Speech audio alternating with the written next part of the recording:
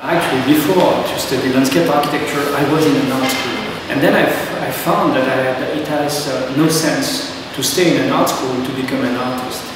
So I decided to leave the art school to do something else. And at that time, I discovered this Versailles landscape architecture school.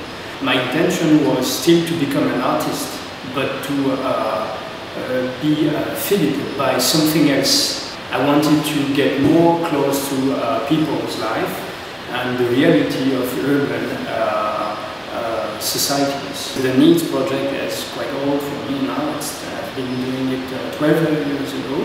Even I still continue sometimes, but very rarely. I got into these photo documentations. The process became part of the work. It's not only the action anymore, it's the action and the photo. Because the photo will communicate. Like in Japan, for example, I've been restoring a stolen bicycle.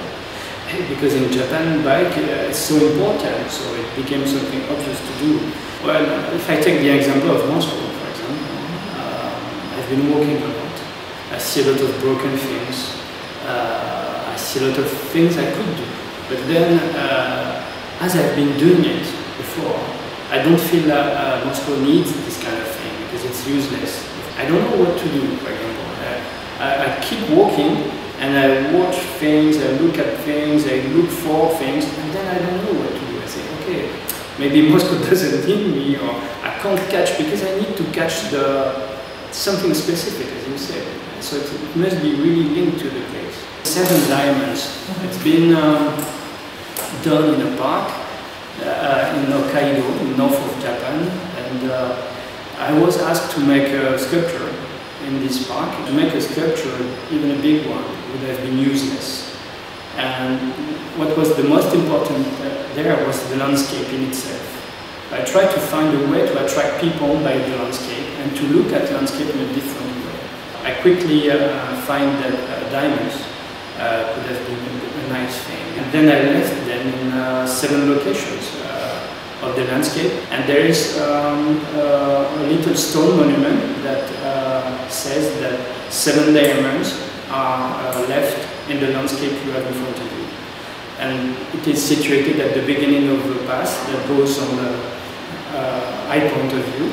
So then you can go and see the landscape, thinking that there's one guy who left 7 diamonds, so you might find them, and yeah, it's totally invisible.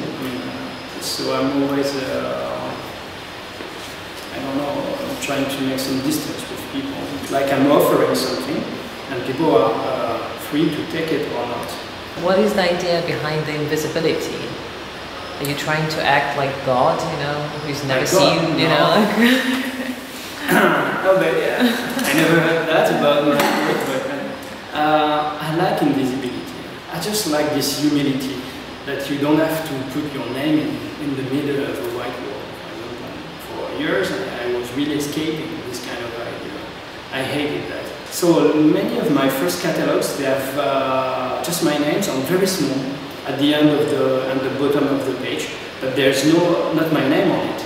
And I just decided to accept that a few years ago because it was the market. And as a book collector, I mean, when I look for a book in my library, if I don't see the name of the artist, I get. So then I found that finally it has a good reason to be.